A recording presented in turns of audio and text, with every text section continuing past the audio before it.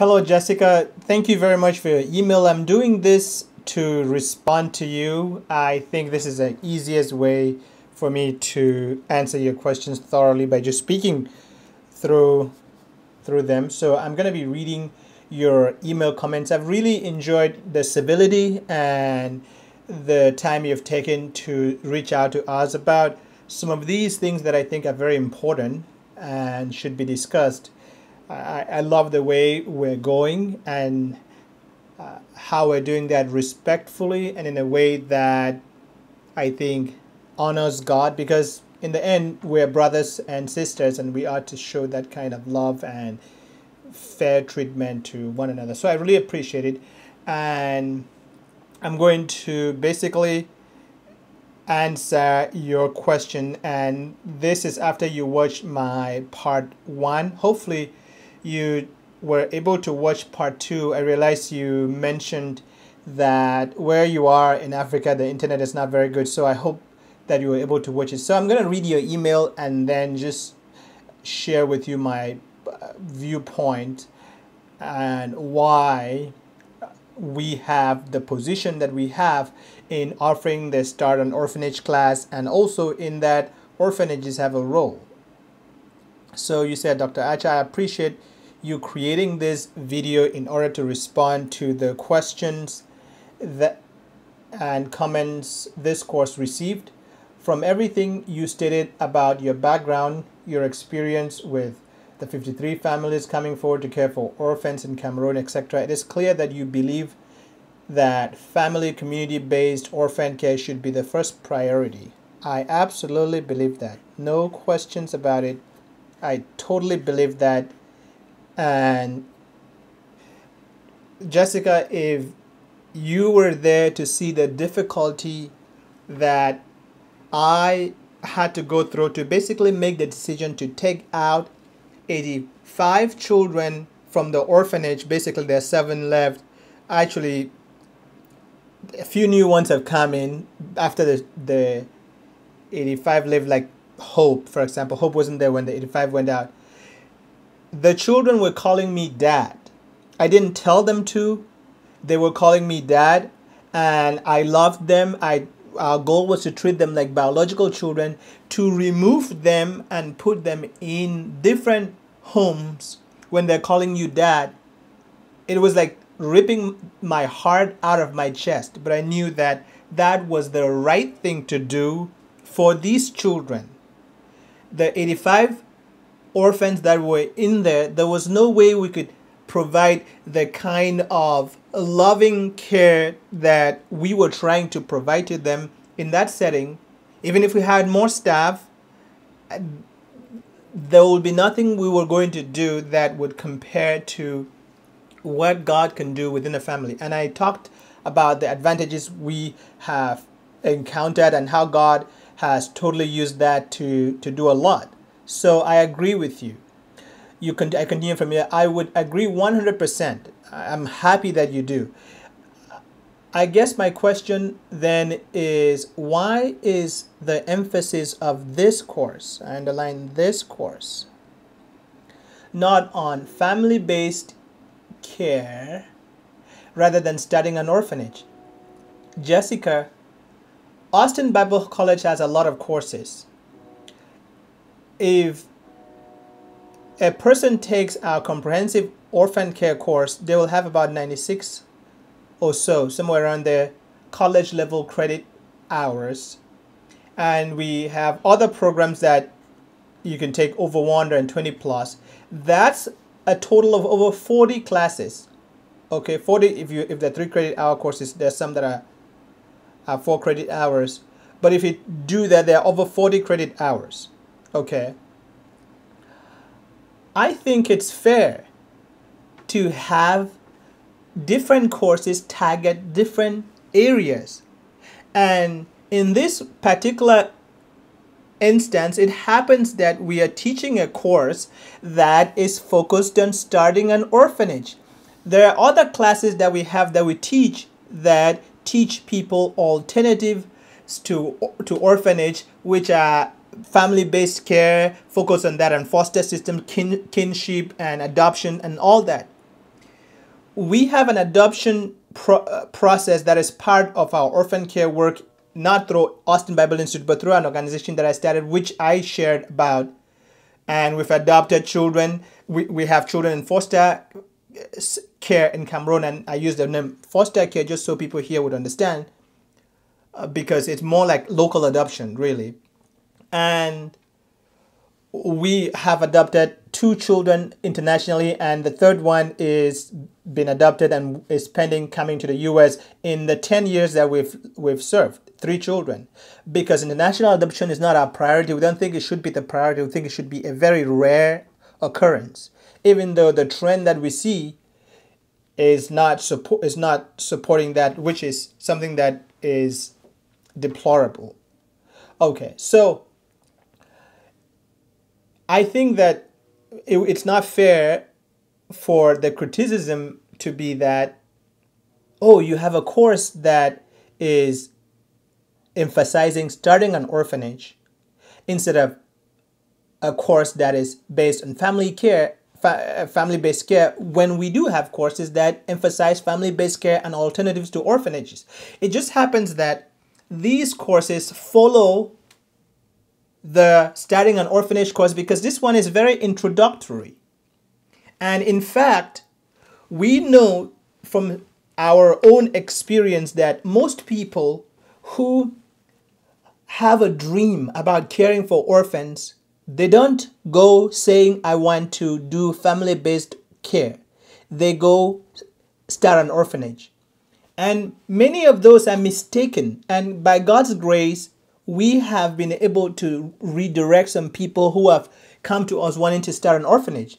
But this course is not about redirecting people to go do something else, even though because of the truth we teach in there, most of the people realize that starting an orphanage is not the best thing. But there is still a small group of people who feel strongly that God is calling them to start an orphanage. And after examining all the evidence and seeing the advantages and disadvantages, they still feel they want to do that. And I think that we support that 100%, because I think that the right thing to do would be, if there are 2 legally viable options and a person is very convinced God wants them to do one thing, then it's not up to me or you or anybody else to mandate or dictate or say things to that may not be very constructive to discourage them. God is able to do that. He has all the power. He's sovereign, but he often talks to us with gentleness and wants to reason and convict and have us change our minds. And I think going that route is very correct. It's something that we need to continue to seek to do. So this course is not based on family care, because this is the particular course that is not based on family care.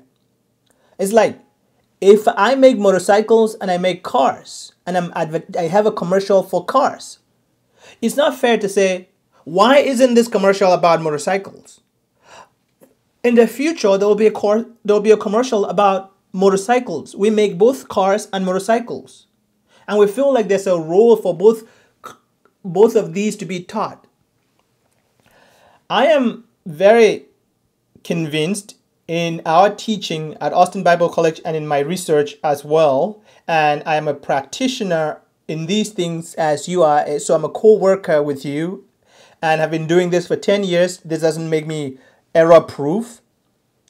But I think that it's important to take time to make sure that every person who's going into orphan care ought to be able to understand the workings of what it takes to run an orphanage if it were required.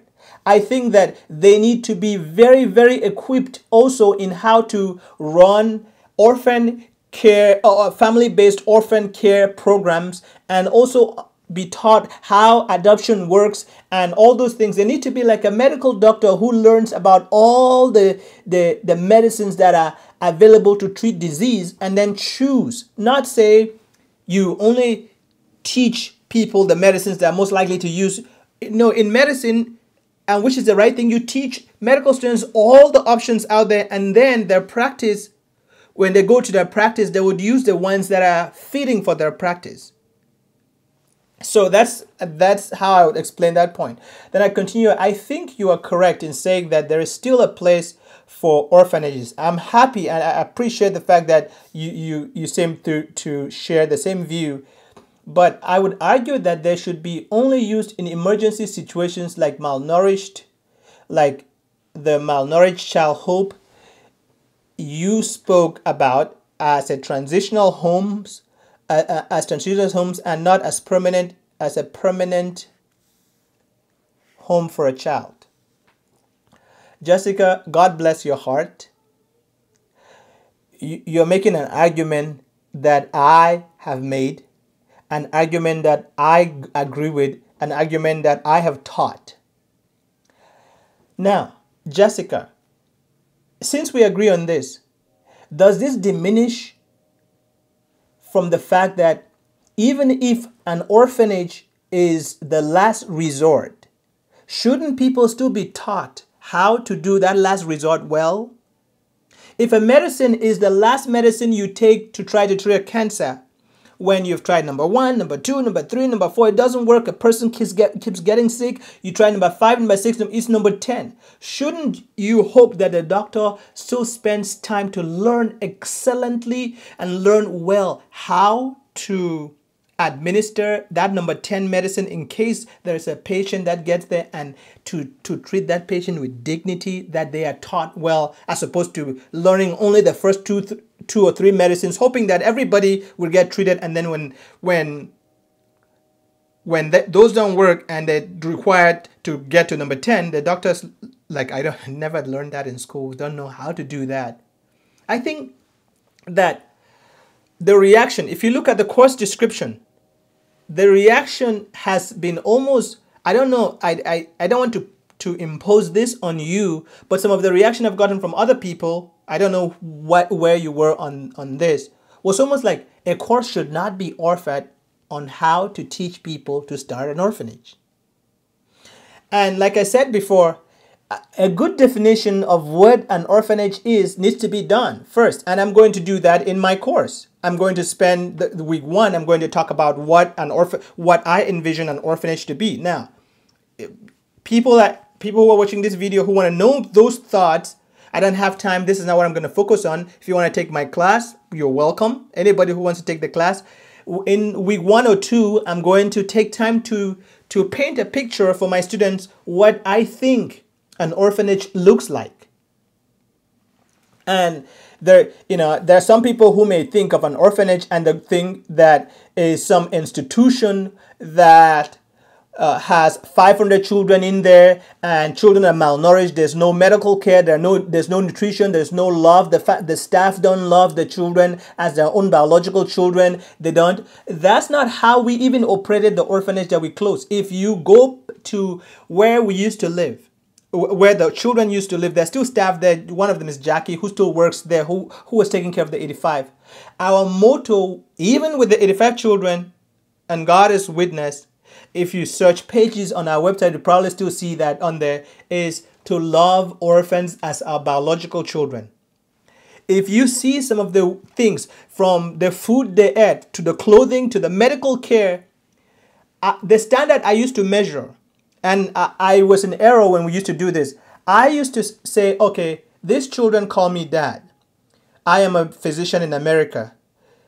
I need to treat these children and provide for them as close to as I can get the kind of things that my 2 sons who are 4 and 5 going on 6 here in the US are having. So in my early days, all the orphans had suits, all of them. They had amazing. Their meals were amazing.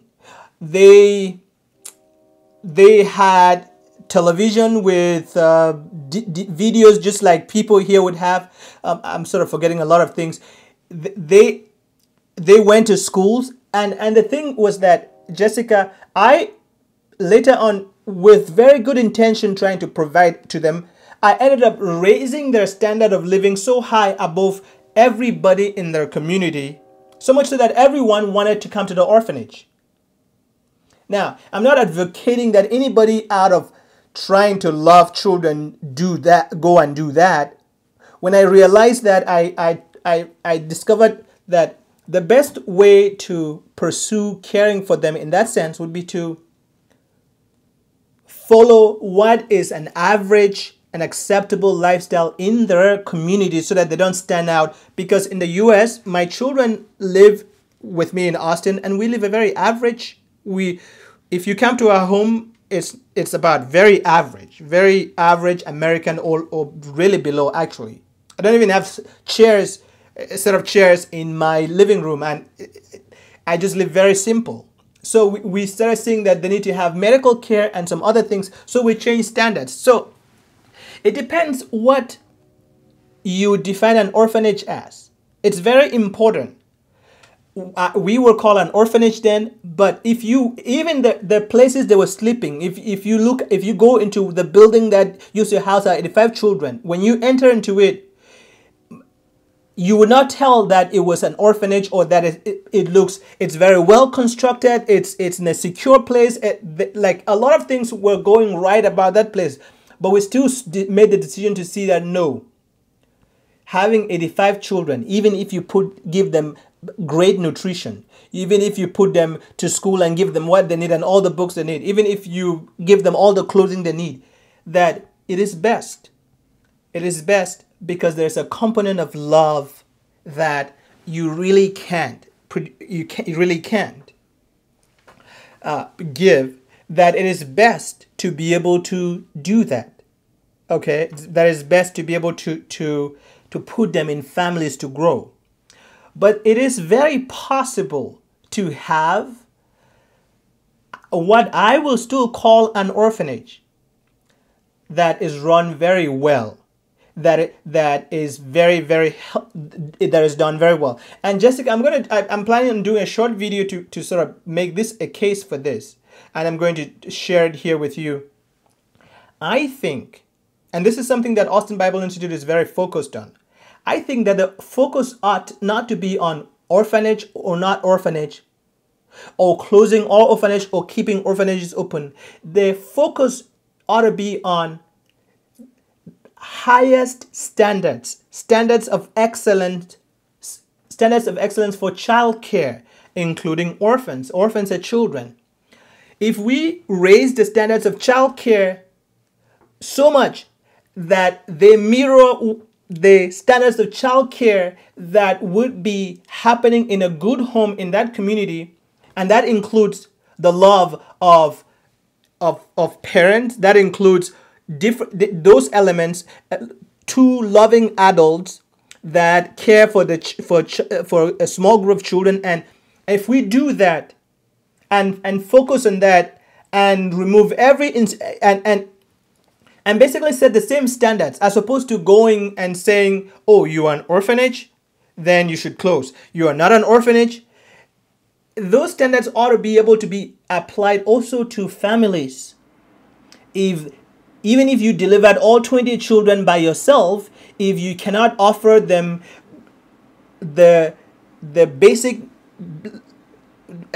things we consider are necessary for children, the love and everything like that, you ought to be given some help, or the government ought to come in and try to help you in some way so that the children are well taken care of, which is something we do in the US. The CPS intervenes when children are being mistreated.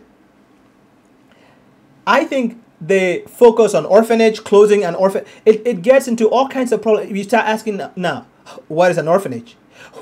How do you define it? Is it how many children need to be in there? What makes it a family as opposed to an orphanage? If you take 10 children or 12 and there's a mom and dad in the house and they all care for those children and love them like their own, is that an orphanage? What if they get support from overseas to be able to help pay the school fees for those children, and they have to register some kind of organization because they are local people, they do love, but they can't have all the money to pay for these children, but They love the children, and they're their own children. They love them. They call them mom and dad, but they need sponsors to help pay school fees and pay medical bills. And they are local farmers, and they love these children. And local farmers have 12 children, but it's an orphanage. They have to register as an orphanage to be able to get the support they need. What if, would that not be an orphanage, and would that be bad? I think that we need to really have a good way to go about all this, as opposed to just orphanage close, orphanage not close, and going with that. I really hope that, that we would look at things like that. But I also know that people think very differently, and I'm okay with people having different views about this thing. But I think that having standards you can measure. How do you measure if you can't define an orphanage well like that? My question will be like, how do you measure that? How do you start picking, this would be an orphan? If people start changing things, if people start making improvements, and really, like the example I gave of the 12, it's hard to be able to tell me that that place, those people who don't have the resources cannot, like here in the United States. Well, we have CPS, and we have a foster care system. A family really can take in 12 or so children. I think so. Now don't hold me to that, but they can take a lot of children. I think they can take many children, and the government pays them some money to be able to provide care for these children, that these people can provide care for these children without having to work. I know that for a fact. So they have some way of sponsorship. What if you are an African family and you really have a heart for children, and you wanted to do this kind of thing, but there's no foster care system, and so you have to organize something so that people can support you to be able to fully care for these children and love them like your own biological children. And the number that you were caring for was small, like 12 for you and your husband. You really put in all to be able to care for these children.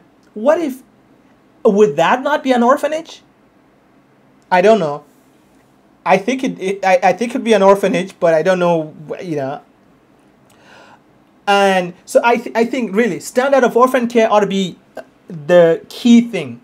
If this family can give to these children the intimate love, time, one-on-one care that they need, they ought to be called out for that, and they ought to be called out that the children are being malnourished, they're not eating well. They ought to be called out that the children are not well fed, they don't have a place to sleep, the children are dirty, unkempt, the children are not being sent to school. Because many orphanages, as unlike what some people usually think, like our orphanage, for example, we didn't own a school or pray it. We kept the children went to school from at 7 o'clock every day, and to like 3:30 or 4 in the afternoon, 3:30 or so p.m., and then they'll come back home.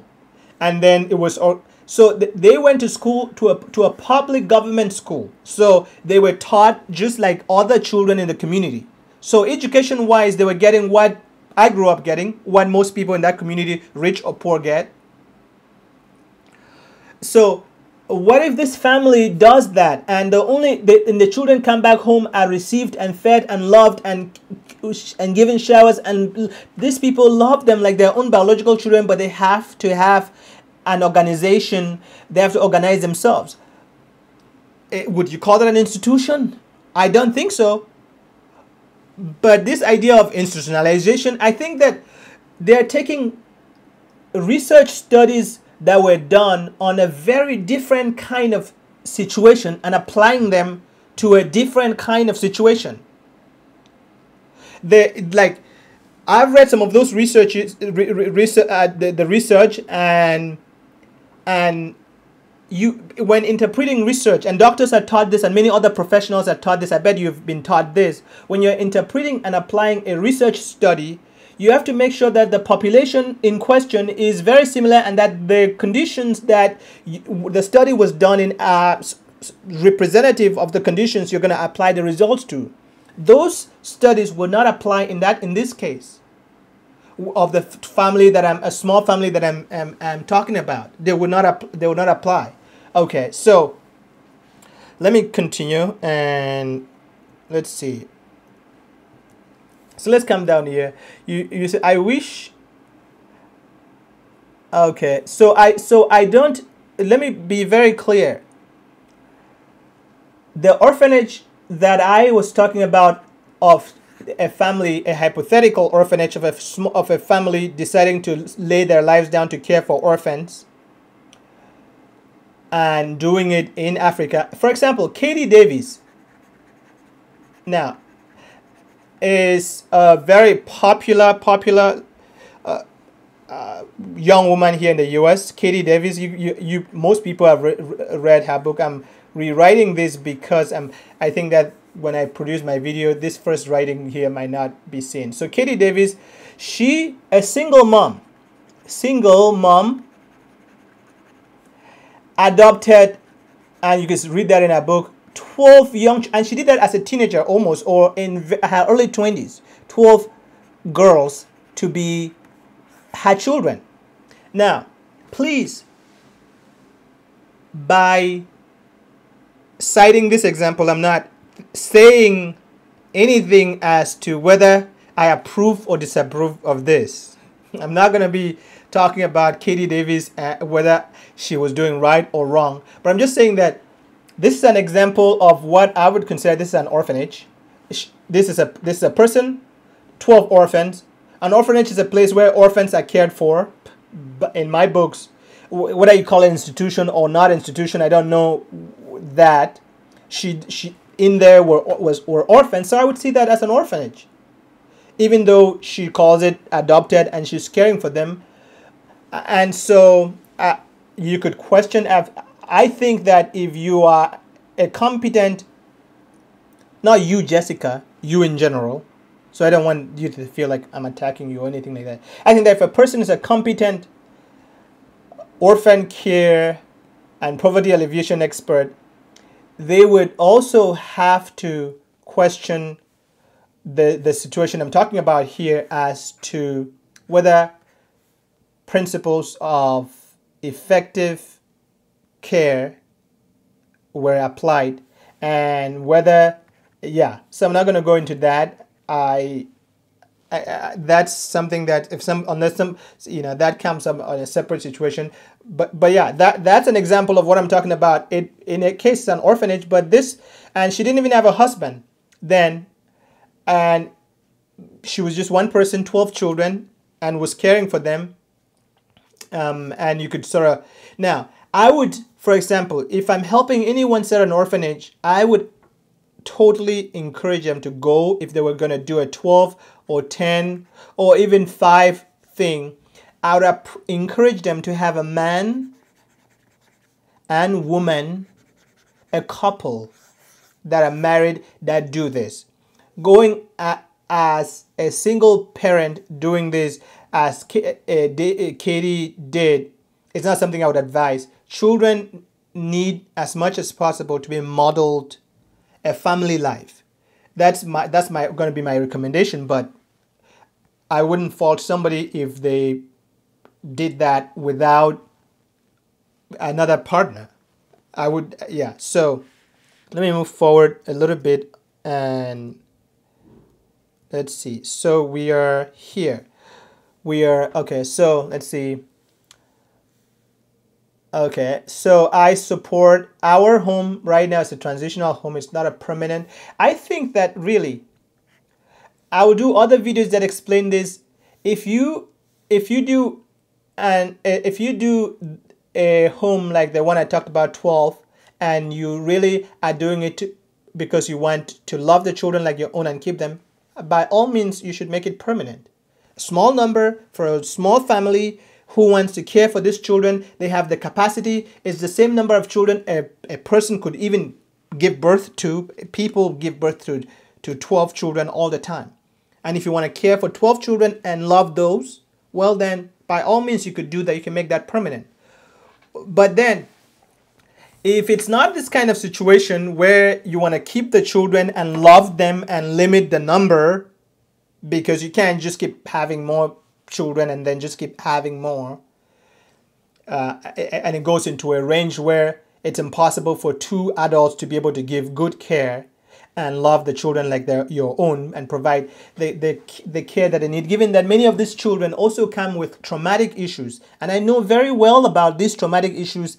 I've written about it before, I've researched it, and I've been taught and trained to sort of have a better understanding of these traumatic issues and traumatic injuries than the average population because of my training as a physician. So I do understand that, and I think about that, and I grew up in this area, and I grew up as an orphan, called one, and my dad was one. I grew up in an area that has orphanages, so I have some perspective on it. So I think that there's a limit to how many children that you can take, but I agree. Our orphanage is a transitional home. It's a transitional orphanage. Yeah, and so if mine is, by all means, I would encourage people who feel like their environment is conducive and the children they're serving. Transitional means you're gonna put the children somewhere. Okay, for people who may be wondering what transitional means, if that's the line that you want to operate, you don't want to be like this married couple that for example go and take these children and just raise them like your own and limit the number. If you don't want to do that, but you just want to have a home like what we have right now, where our focus is putting children in homes outside, but we have these 7 children in a transitional home, then of course it should be transition. You can't make it permanent. Just have children in there without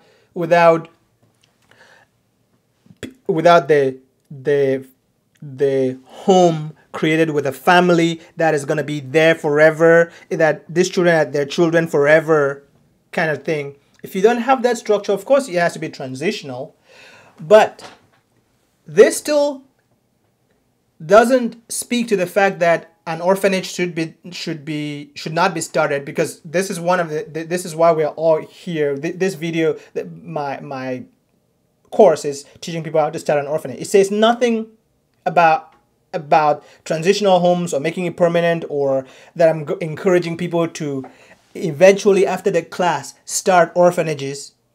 It just teaches people how to start an orphanage as part of a larger effort to teach people about orphan care.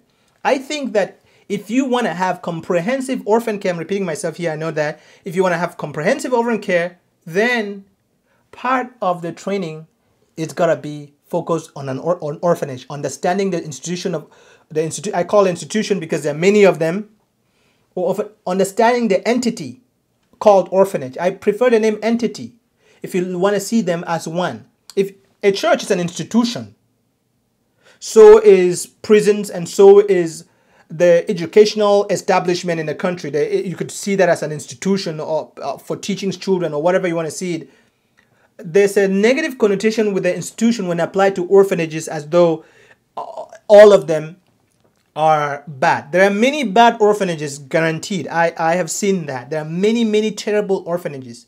But to be an orphanage doesn't mean you are an institution, in the sense that the harmful effects of institutionalized care apply to you, because there are different types of orphanages.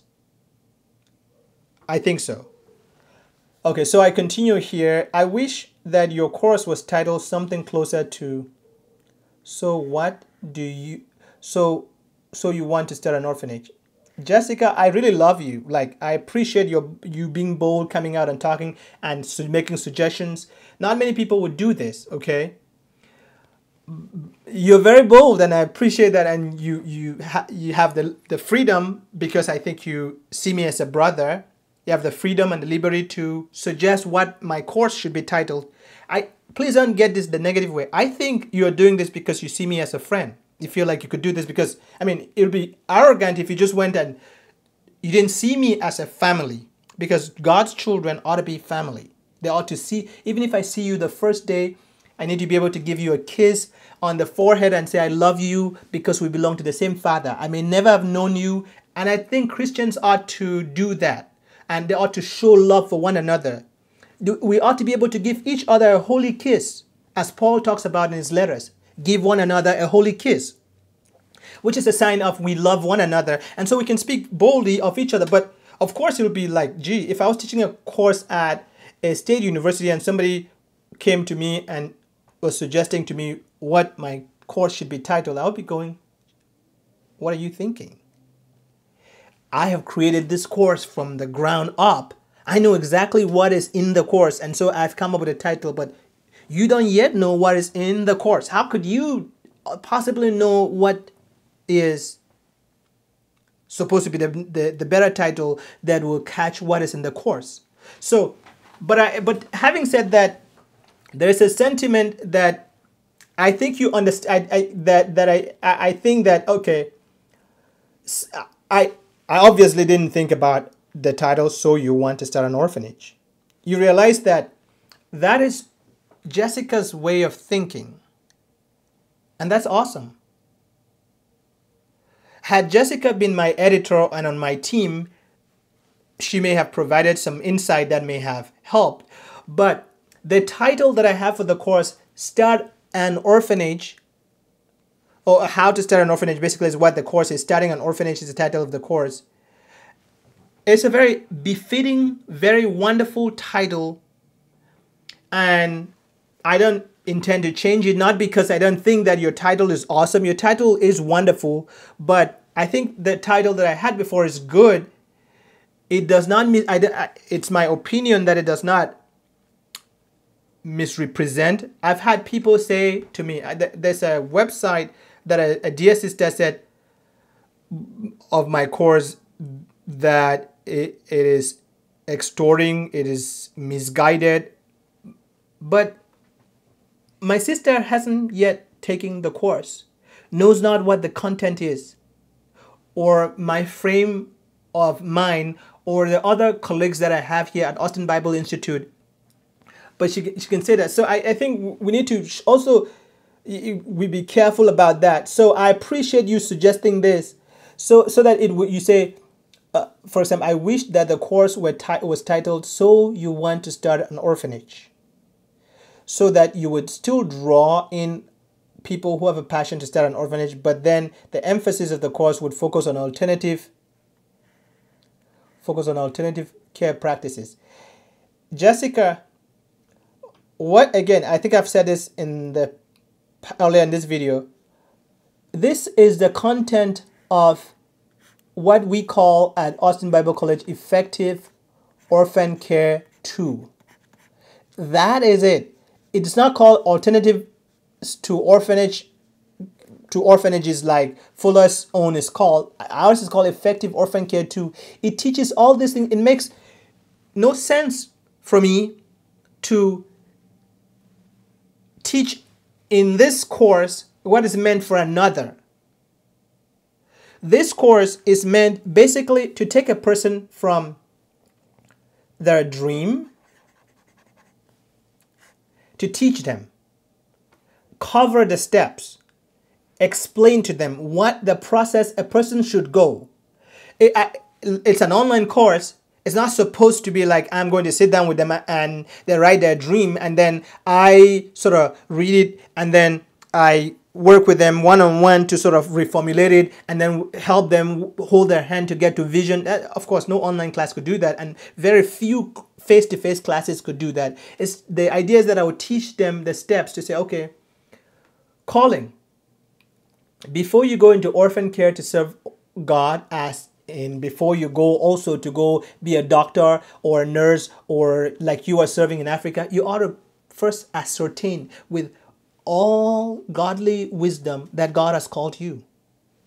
Second, then you need to seek counsel and advice and godly wisdom to sort of go through take your dream and move from your dream to your vision. And I explain the details of how to do that. And then now writing it down, coming on your core values, your purpose statement, your mission statement, and your board members, your many business plan and many other things, and actually show you the steps to go register the thing and what you need to do, give you advice, teach you the define the orphanage for you and all those things, and help you see some of these things that we're talking about, show you that that there are other courses, and show you that orphanage is not the go-to way. It's what you go to, you consider an orphanage if if a child can be put into a family. That's what we teach. We teach that, and we think that is correct, and we're going to continue to teach that. I don't think we... Okay, so I'm back to reading here. I don't think we need any more Americans coming to Africa to build orphanages. Okay. Jessica, I love your thinking. But you know, what people do is not dependent on what you and I think. I can think what I want to think till the cows come home, and you could think it. People don't do what you think. They do what they think.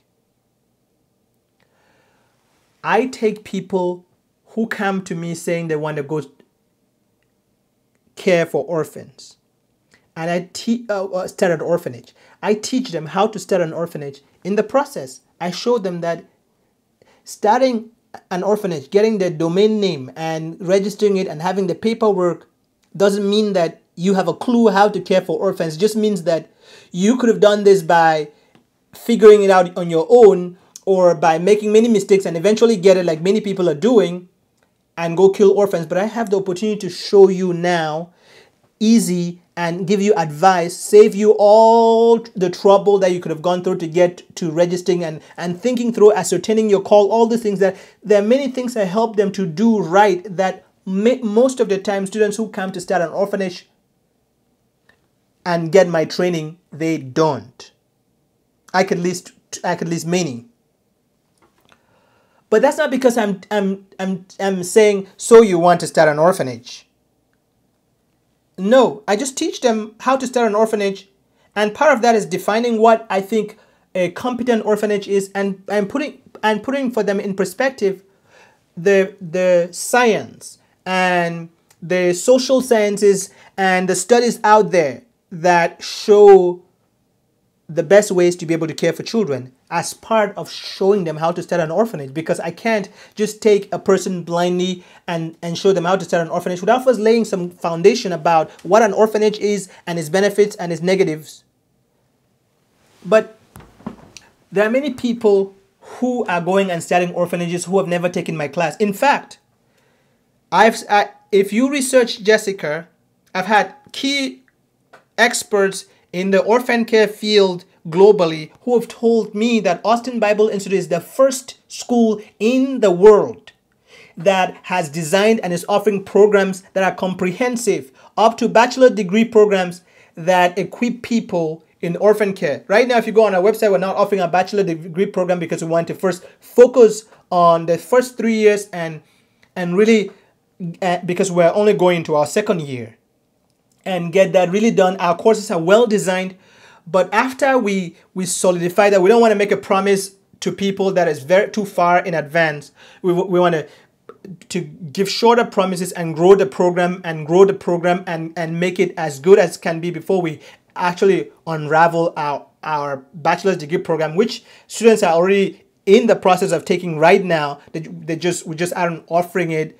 The first 3 years that we're offering will just continue, and they'll just go into a fourth year, but we don't make that promise to them and don't sign them up for it right now.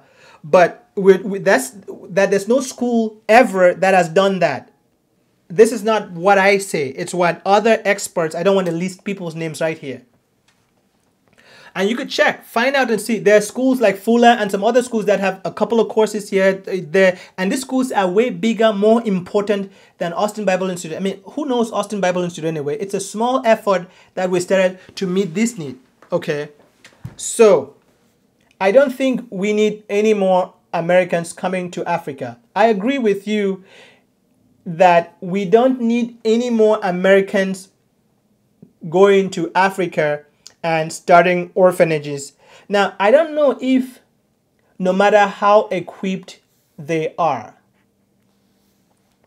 I don't know if I agree with you 100%. I agree with you to a good degree that just to be equipped doesn't mean you should go to Africa and serve and start an orphanage. But Jessica, the reason why I wouldn't agree with you 100% is because I don't want to be Jesus. Jesus has the right to do what he wants with his servants. My role is to teach them what I know is good, and is that children belong in homes. That every orphan care expert ought to know how to start an orphanage, because there are certain circumstances, whether they're emergencies or not. See, my view is this. Should you start an emergency room when somebody is in an accident and is bleeding to death? That's when you should start an emergency room as part of your hospital? Or should you already build emergency rooms? I think you should already build emergency rooms. So if we all agree that that orphanages are needed, that it's not like orphanages are the first line of care, orphanages should be built. And I don't see any reason why it is wrong for an American or a European if they only do it right. But 99.99999% of them don't do it right. They don't take the time to go to Africa and sit and study the culture and be there and really become African at heart, so that they could communicate with local African children and be able to raise them up in the culture. I don't see that happening. I see people. So I will agree with you in the sense that I don't think any ill-equipped, culturally ignorant people need to leave from not only America, from Europe, from Haiti, where there are black people, from South America, among black people in South America, anywhere in the world, and go to another place to start an orphanage when they don't take the time. And there's no biblical precedence to that at all, whatsoever, that I see. So I agree with you that I think, for example, there are white people in South Africa. It's not about the color of a person's skin. Those people in South Africa are Africans. They know the culture of Africa. They know the culture. They live it. They speak with an accent. They know the culture. They speak the local language. They should start and care for orphans. And if they see that an orphanage is what is needed in a specific situation, then they should by all means start it. It's not the skin, black or white. I think that orphan care has a lot to do about culture, not all to do about culture. It has a lot to do about culture. The person giving care or directing any effort ought to be very, very immersed in the culture in a way that they know the culture. And this doesn't mean you go and take 2 years to learn it. You will not know it. 5 years is too little to even know it. It really takes a lifetime of investment to be able to be effective, especially given that there are many competent Africans that can do the job. Sometimes we sit in America, and I've been guilty of that, and devise and come up with papers and strategies and curriculums and take them to Africa. Most often, we have no cultural basis to be able to make those curriculums, and a lot of harm has been done by doing that. While all the while there are competent local Africans that have both training and the ability, they just don't have the financial resources that we have in the US. So you and I could raise funds and be boom in Africa in a minute. But can somebody in Africa quickly raise funds and do things like we would? No, they can't. So many times we have the upper hand as Americans because of the money we have, not because we are the right people. So when I teach people who go through our Start an Orphanage class like this, I have the privilege of explaining these things to them and saying, see, my brothers and sisters, I love your heart. I love your heart. You should by all means serve orphans. You should by all means serve orphans. But if you want to go serve orphans directly, as in starting an orphanage, let's think about making it your life's achievement, where you could, if you decide to go, you could go spend time in Africa and just be there. Be like Abraham was sent into the land of Canaan, and he was there for decades before God gave him the son that was promised. It was decades when he went and settled there.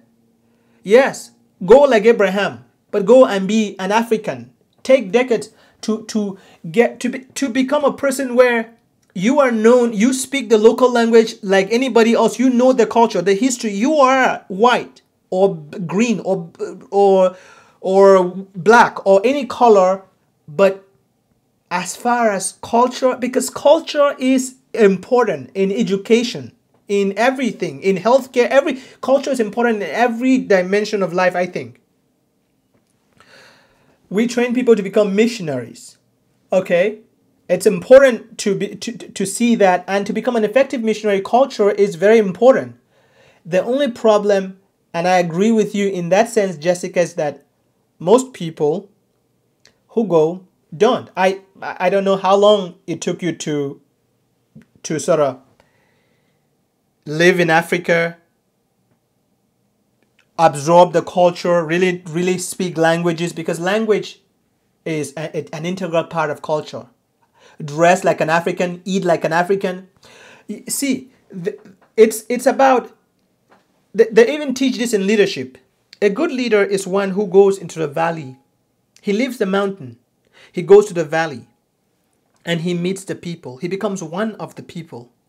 He lives there with them. And then he tells them, friends, do you know that even though we live here in the valley and we send our children to school in this valley, my child goes to the school, your child goes to the school, we have been flooded here in this valley, and we've suffered and done all kinds of things and it's not worked. We together, we can climb up this mountain and we can establish up on the mountain and we can do it. And then this leader then motivates and takes people and encourages, and as part of the people say, yes, we can, using Obama's slogan. I don't like him that much since, I don't agree with many of his policies.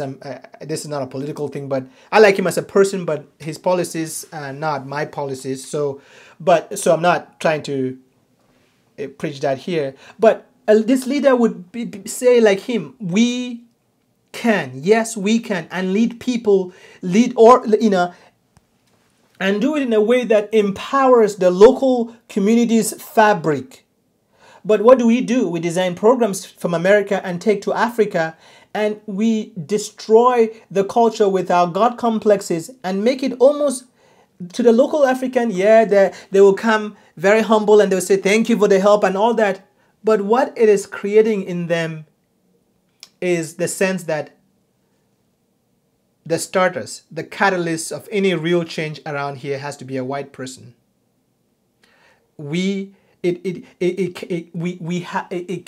I cannot be an effective starter, and I cannot initiate, and my people and I cannot. It has to be somebody. We have to be very careful, and we may not see the degree of degradation of a self-esteem of a people that this causes. So I agree with you in that sense, but I think that poverty in Africa is not only an African problem. It's supposed to be African-led. It's an African problem in one sense, in that they have to own it and take ownership of it, and then they have to get outside support. So I'm totally okay with equipping people to go to Africa if they're going to do it right, which, my friends, is challenging to do it right. But I encourage that. So we continue here. What is needed are people to come and reform, the 100 of institutions already operating and guide them in the direction of doing exactly what your orphanage in Cameroon did. Okay, I feel flattered right now. Okay, Jessica, I feel flattered that you would want what we did to be an example to people. Okay, but I wouldn't be so bold as to speak as you are speaking. The reason is this. Over the last 5 years, I have received many calls. I have done research. I've I've been blessed to get to interact with many of the people here in the US and Europe who are wanting to go to Africa. I've even read many books, and the predominant mindset is that if you're an American, if you have little or no training, you can go overseas and teach pastors and guide local people. There's a sense in which our leaders, and I'm an American citizen by naturalization, I was born and raised in Africa. There's a sense in which our leaders feed our people's God complexes. I'm talking about our American people. Our people's God complexes. To think, most of the time, people who have no work experience in Christian leadership to say that they should go to Africa and teach. It just feeds into our God complexes to say, and it just also in turn feeds the inferiority complex of the people there. And what do we have? The power of the purse. And it's really God's purse, not our purse. We have the power of the purse. I challenge our leaders to only send people to Africa or to South America or to Asia to go plant churches and care for orphans who have demonstrated themselves and have become indispensable in their own churches. Let them send their best, their senior pastors and their best to go and be missionaries. The people who have proven themselves. Just like Paul the apostle was sent. Paul apostle was sent out of Antioch, being one of the key leaders there. Barnabas was sent with him, being a mature key leader. So were the disciples of Jesus. The best of the best were sent into the world. But what do? We send the people that are not as good enough to be needed in our own churches. How many times do you see a church in America send its cream of the crop to go to Africa or to South America and serve there as a missionary and serve? No, we don't. Those people become senior pastors or administrative pastors, and they also live in nice homes. And those people, but we send teenagers. How do I know? Because I've received many of the teenagers that have been sent. Some of them have never read the Bible once through. In fact, I am going to say this clearly. There has been only 1 or 2 students that I've had who have come to our program who have read the Bible from beginning to the end. And this is not to say that, if you read the Bible from beginning to end, then you're special. It's just to show you how ill-equipped, and they're ill-equipped in many other areas like that. And they become so, many of them have never fasted once. And my first course that I teach, spiritual formation, they come face to face with, okay, you need to learn how to pray and intercede. And many of them have never prayed more than 2 or 3 minutes. Okay, you need to fast. You need to learn how to fast. Many of them fast for their first time. Okay, you need to start sharing the gospel and leading people to Christ and leading them to your church and being part of baptizing them. Oh, what? I've never led anybody to Christ. Okay, but you want to be a missionary overseas across cultures.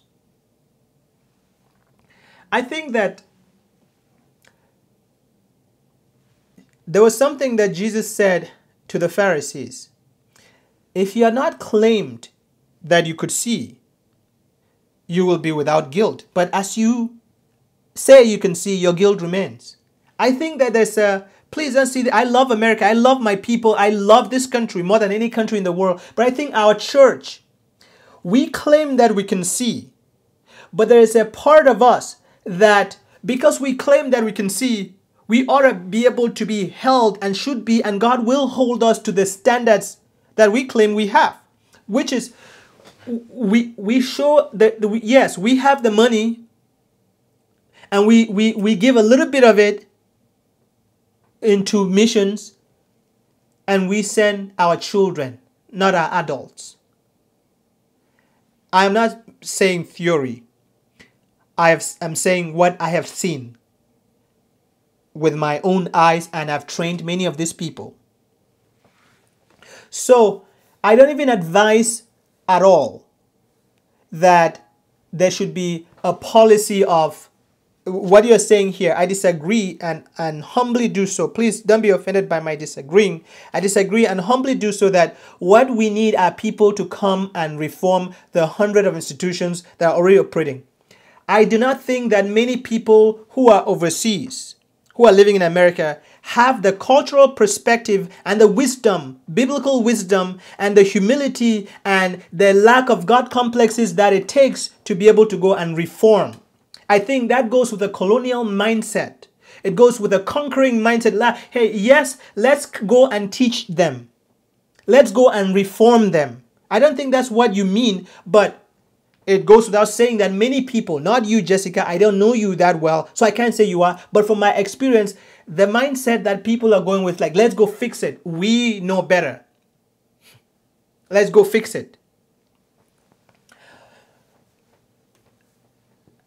We can help, but we need to be very careful. So I don't agree that what we need is people to go and reform and guide them. Who's the them that we are going to guide? We Americans going to guide Africans? Guidance speaks about leadership. I think if we were to go to help Africans with their poverty, we should be followers, not leaders. We should be followers. We should go there and say, brother, sister, God has you here for a reason. He has blessed us in America. We didn't become rich by our own strength, but by the blessing of the Lord. And the Lord has allowed this to fall on you, not necessarily because you sinned that you were born blind, or you sinned that you were born in this village in Africa without opportunities, in this slum in Nairobi you did not sin that you were born here, and I did not do anything right that I was born in America. But perhaps because God has trusted you with this problem, He who has given you this problem is not going to give you any temptation that is beyond your power to resist. He's not going to give you any problem that is without your capacity to rely on Him to help you fix. I am here. Here I have my hands. How can I help? God has also blessed us with financial material. Where I am here, I am at your service. That is the godly mentality that people going to Africa ought to have. I think this is godly. I think Jesus is honored by this kind of humility. I think we Americans, with our pride for our national flag and our national integrity, could you imagine people coming from Europe to come and reform our institutions? Our healthcare in America is terrible compared to some other healthcare. Can you imagine people from Europe, with one of those countries that is doing better than us, coming to America to come and reform our healthcare? Gee, we wouldn't even look at them because of our pride for our country. Yeah, we could learn from them. We could send our experts to them to go and learn. We could accept some kind of help from them, but for them to come here and guide, gee, that just makes us helpless. We would never accept that. I wouldn't be voting for that. As an American, I wouldn't vote for that. I would say, hey, we could collaborate. Our experts ought to collaborate with their experts and learn. Yeah, but there are many things we teach in our classes. There are many resources that God has opened our eyes to see that we refer to, that equip students to show some of the weaknesses in these approaches that are happening. Okay. Then I'm going to continue here. So I am flattered that you think what we're doing in Cameroon should be a model for people to follow. But I disagree on the means. And I think that I said it in the last video I did, that the way God likes to see things is that people share the truth, people pray, and people reflect, and people change their minds. But for one person to tell the other what they should do is, in a sense, I'm not saying that people shouldn't teach the truth. For example, you need to be saved. I'm not trying to be to be speaking here that we need to be like practicing relativism or something like that. No, that's not what I'm saying. But for you to for not for you, Jessica, for one person, for me to come to Jessica and see the work Jessica is doing, and I say, Jessica, this is how you ought to be doing it. This is the name you ought to give your organization or your the program. This is that, or that your program ought to be copied. I think I will hesitate on that one. We need, then you continue, we need more people coming and training local pastors. I invite people to read a book called Transformation by a pastor from Dallas. He has a PhD. He's called Bob Roberts, called Transformation. He, and I agree with him, says one of the worst things that could happen to other churches around the world is Americans going and training them and Europeans going and training them, because we are corrupting those nations with our version of the way we have interpreted the Bible, which hasn't changed our own country. If we are so good, why is our country the third largest mission field in the world? Why? I think, why aren't we? Why aren't we we live in the third largest mission field in the world? I'm not saying we can't share. God has blessed us with a lot of material. We have more material, more Bibles, more resources, but they are only resources. To have a resource doesn't mean you are a teacher. Spiritual leadership and spiritual teachers aren't made only with resources. They aren't made only with brains that are full. They're made with much more than that. And in fact, I agree with Are Torre, one of my favorite teachers. He's been dead for over 100 years ago or something like that.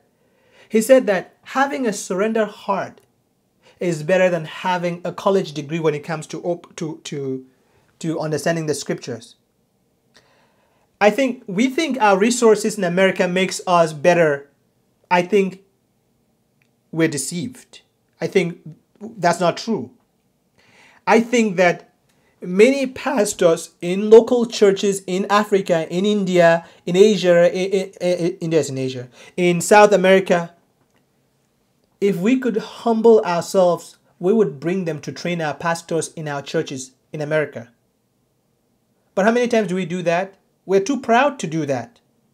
How often do you see, hey, let's bring them to come and help us see, since we live in a very materialistic culture, let them come and teach us how to live and manage, how to live simply. And how often do you see that movement? The movement is, let's go and teach them how to live, even though we live in two different worlds.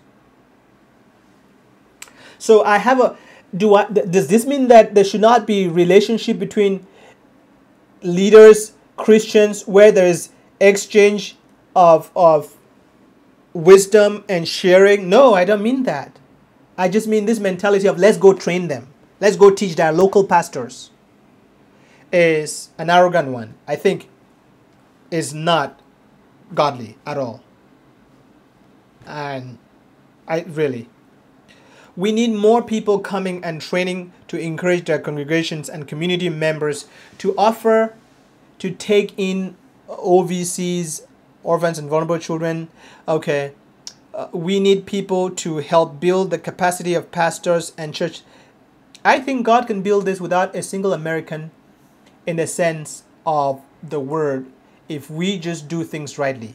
But I think that, or a single American or a single European or I think God can do it without a single person from anywhere, without, and I'm not talking about races or country. I think God can do it the way it is. But I'm not saying that God wants to do it. I'm saying that if we focus on having the kind of relationship that I see Paul, when Paul was taking help from the Gentile church to go to the church in Jerusalem, how did he do it?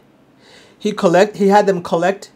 He told them that God wants that they should be sharing, so that nobody would have less, but everybody would have what it takes, that they should be sharing. But Paul would say, send one of your own people, let them go and deliver this help to the leaders of the church. Where?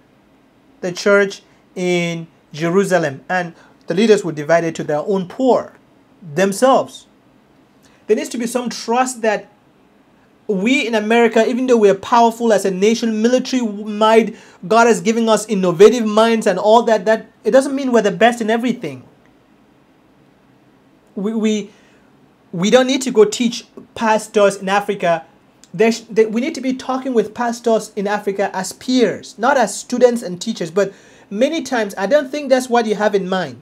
Many times, Jessica, what I hear and read is this mindset that makes us teachers of African pastors. We need to educate them. When I truly think that if I agree with Bob Roberts, you should read his book Transformation, you'd see what he shares in there. We need to learn from what God is doing in the churches in Asia. We need to learn from what God is doing, the amazing things the Holy Spirit is doing that we need to learn. They don't need our books. In fact, Bob Roberts goes as far as to say that the worst thing that can happen to them is American pastors going to teach them. This doesn't say that we don't need to fellowship together and say, brothers, what has the Lord been teaching you in Asia? Please share with us. We would like to learn. And they say, brothers, how has the Lord been teaching you? Share with us what the Lord has been teaching you. But this idea of we as teachers and they as students, or that mindset, I think is very unbiblical and wrong, and only helps to do harm. We need people to help build the capacity of pastors and support impoverished families who may be tempted to abandon their child in the orphanage. I agree that the impoverished families need to be served, and that will decrease that. I agree. But who does it and how it's done, I think needs to be done very carefully in a way that these societies don't get destroyed in the process. Again, I believe we are on the same page. I actually do too, Jessica, in believing that children deserve to grow up in a family within a community. I wish that this course more clearly reflected that belief. And Jessica, again, to end here, you're my beloved sister, and I know you love me. That's why you took the time.